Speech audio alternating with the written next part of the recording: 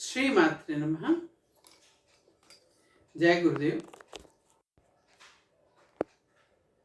भाइयों और बहनों, हम आपके लिए ये 3-4 वीडियो की सीरीज है। ये समझाने के लिए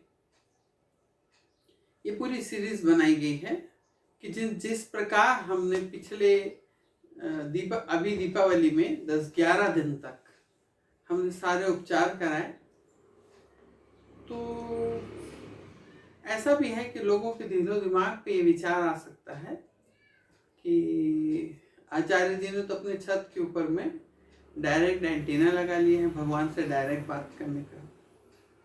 ऐसा हो सकता है। इसलिए लॉ ऑफ अट्रैक्शन, हेट और ये प्रकृति जिस प्रकार कार्य करती है, इस सिद्धांतों के ऊपर में कुछ एक वीडियोस हैं और उनकी सीरीज हैं, इन्हें जरूर देखें। इस सीरीज में नहीं, कई 2-4 वीडियोस हैं। इन 2-4 वीडियो की सीरीज में आप ये जरूर देखेंगे कि ये पहला जो नंबर का इसमें डलेगा वीडियो, फर्स्ट वीडियो, वो आपको आचार्य मनोज त्रिवेदी वाले चैनल पे मिलेगा। जो सेकंड वीडियो डलेगा वो ब्रिज राजरानी वाले चैनल पे डाला जाएगा। तो आप दोनों ही चैनलों को सब्सक्राइब करें और क्रमशः इसको देखते रहें। तो भाइयों और बहनों, जैसे प्रकृति का ये नियम है कि हम जिस चीज को जैसे देखते हैं, जैसा चाहते हैं, और हम उसकी तरफ अपना कैसा बिहेवियर रखते हैं, हमारा दृष्टिकोण कैसा है, हमको वही चीज दिखती है और वैसा ही हम उसको महसूस करते हैं और वैसा ही हमको फल की प्राप्ति होती है। जैसे कि 2 बर्तन ले लीजिए, 2 बर्तन के अंदर में कांच के 2 बर्तन लेके और दोनों में आप चावल भर दीजिए। एक चावल के बर्तन और दोनों को इतनी दूर रख दीजिए कि दोनों बर्तनों को अगर हम एक बर्तन को कुछ बोलें तो दूसरा बर्तन उसको सुन न सके। एक चावल के बर्तन के पास आप जाएं और उस चावल के बर्तन को देख के उसको बड़े प्यार से उसके अंदर हाथ घुमा के आप सोचे कि मैं तुमसे बहुत स्नेह करता हूँ, तुम बहुत सुंदर हो, तुम बहुत लकी हो, तुम कितनी अच्छे खुशबूदार हो, कितने सौम्य हो, आई लव यू, मैं तुमसे बहुत प्यार करता हूँ, बहुत स्नेह करता हूँ। ऐसा बोल के उस चावल को रख दीजिए। फिर दूसरे चावल के पास जाइए, दूसरे चावल के कटोरे के पास जाके आप उस चावल के कटोरे को बोलिए कि मैं तुमसे हेट करता हूँ, तुमको देख के चिढ़ छूटती है, तुम बेकार हो, गंदे हो। इस प्रकार का उसको रोज जाके बोलते रहो। तुम्हारे इस दुनिया में आने का कोई औचित्य नहीं है, तुम मर जाओ, बेकार हो, तुम गंदे हो। इस प्रकार उस चावल के कटोरे को बोलो। इस क्रम से आप रोज 5-6 दिन तक आप दोनों कटोरे के बाद क्रम से जाके वैसे ही जिसको आप अच्छा बोलते हैं, जिससे स्नेह करते हैं, जिस चावल से, उसको जाके रोज आप आई लव यू, मैं तुम्हें बहुत प्यार करता हूँ, ऐसा बोलते रहें। और एक चावल के कटोरे को वैसे ही बोलते रहें कि तुम्हारा इस दुनिया में आना बेकार है, गंदे हो तुम। और आप देखेंगे जब वो दोनों चावलों को 5-7 दिन के बाद जब आप बनाएंगे, तो जिस चावल को आप बोलते थे कि मैं तुमसे बहुत स्नेह करता हूँ, तुम बहुत सुंदर हो, बहुत खुशबूदार हो, जब आप बनाएंगे तो एक एक चावल खिला खिला, सुंदर, मुलायम और बहुत पौष्टिक, बहुत अच्छे से पकेगा।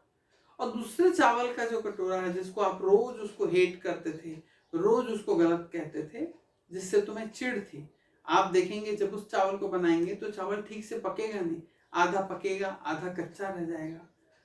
वो आपको दोनों चावल को जब आप खाएंगे तो आपको दोनों के अंदर का डिफरेंस समझ में आ जाएगा कि जिस चावल को आप स्नेह करते थे वो बहुत अच्छे से अच्छा है और जिस चावल को आप हेट करते थे वो बुरा बन गया। मित्रों, ये मुझे बताने का मात्र केवल एक ही तरीका है कि जो हम प्रकृति से कहते हैं, जो हम प्रकृति से चाहते हैं, वही चीज हमारी ओर आकर्षित होती है। जैसे कि एक व्यक्ति किसी बहुत सुंदर घर के सामने, इसके पहले वीडियो में भी एक हमने इस उदाहरण को दिया था कि हम एक किसी बहुत अच्छे घर के सामने से, बहुत सुंदर और बहुत बड़ा घर हो, हम उसके सामने से जब निकलते हैं तो कोई व्यक्ति निकलता है और वो व्यक्ति कहता है कि कितना सुंदर घर है, इस कितना बड़ा और कितना अच्छा घर है, इस परिवार के लोगों ने बहुत मेहनत की होगी इसको बनाने के लिए, इस घर में रह के उनको कितना अच्छा लगता होगा, घर में एसी फिट है, गार्डन है, बगीचे हैं, बहुत अच्छा लगता होगा इनको। ऐसा जब बोल के वो उसके घर के सामने से तो निकल जाता है। और एक व्यक्ति ऐसा होता है कि जब वो घर के सामने से निकलता है दूसरे के, तो उसके दरवाजे के ऊपर उसको देखेगा बड़ा साफ सुथरा अच्छा घर दिख रहा है तो थूक देगा, गंदा कर देगा और बोलता चोरी का माल होगा, चोरी डकैती करके लाए हैं। उनके उसके दिमाग में एक भाव रहता है कि जितने लोगों ने घर बना लिए हैं, जिनके पास में जमीन जायदाद है, वो सब बुरे लोग हैं और चोरी डकैती करें, मेहनत से तो ये सब बन नहीं सकता। ऐसा भाव लेके वो उस घर के सामने से निकलता है। आप ये यकीन मानिए मित्रों कि जब आप देखेंगे दोनों व्यक्तियों को, जब ईश्वर उनकी बारी आएगी जब घर मिलने की, तो जिस व्यक्ति ने दूसरों के घर को देख के खुश हुआ था और दूसरों के घर को देख के बहुत उसको प्रसन्नता हुई थी और वो सोचा था कि बड़ी मेहनत से बड़ा प्यार से बनाया है इन्होंने घर और इसमें रहने में बहुत अच्छा लगेगा, आप यकीन मानिए उस व्यक्ति को वैसा ही घर मिलने वाला है। जब वो मेहनत करके बनाएगा घर अपना, अब ईश्वर जब उसको घर का योग बनाएगा तो आप देखेंगे कि वो वैसे ही फलता फूलता नजर आएगा आपको। उसका भी घर हर तरफ से प्रकाशवान, लाइटवान, बढ़िया गार्डन वाला, बहुत सारी पर्याप्त जगह, इस प्रकार का घर मिलेगा। लेकिन जो दूसरे व्यक्ति को हेट करता था कि सब बुरा है, बेकार है, मूर्ख है, गंदा है, इस टाइप का जब उसको घर की बारी आएगी तो आप यकीन मानिए उसको भी घर तो मिलेगा, लेकिन छोटा सा घर मिलेगा और ऐसा घर मिलेगा जहां सूर्य का प्रकाश जाता हो, ना उसके पास में गाड़ी खड़ी करने को जगह हो, ना उसके घर के सामने गार्डन हो। क्यों? क्योंकि वो तो दूसरों को देख के जल रहा था। ईश्वर ये कहता है कि जैसा तुम विश्वास रखोगे, जैसा तुझे चाहिए, मैं तुझे वैसा ही दूंगा, तथास्तु। ये पूरी हमारा जो घर होता है ये 24 घंटे में एक बार तथास्तु बोलता है और ये पूरा ब्रह्मांड पूरे दिन में एक बार तथास्तु बोलता है। जब भी हम कोई अच्छे भाव रखते हैं, इसलिए कहते हैं कि किसी के लिए भी अच्छे भाव रखें, बुरा ना कहें, ना अपने लिए सोचें ना दूसरे के लिए सोचें। क्या मालूम जब हमने अच्छा किसी के लिए सोचा, ब्रह्मांड ने तथास्तु बोला, और जब हम अपने लिए भी अच्छा सोचेंगे तो तथास्तु बोलेंगे। तो प्रकृति आपकी तरफ वही चीज को भेजती है जो आपको अच्छी लगती है। जिस प्रकार 11 दिन तक 10 दिन तक हमने महालक्ष्मी दीपावली के पहले 10 से 11 दिन तक देवी का रोज आवाहन करा, रोज हमने अपने छत के ऊपर, दरवाजे पे, घर में तरह तरह की चीजें डाली और देवी का रोज खास सिक्के पे आवाहन करते रहे। रोज हम जब ऐसा करते रहे 10 से 11 दिन तक, हमारे दिमाग में क्या चल रहा था? हमारे दिमाग में चल रहा था कि माता लक्ष्मी जब दीपावली के दिन आए तो हमारे घर में उनका प्रवेश हो और हमारा आने वाला जीवन सुख समृद्धि से भरा रहे।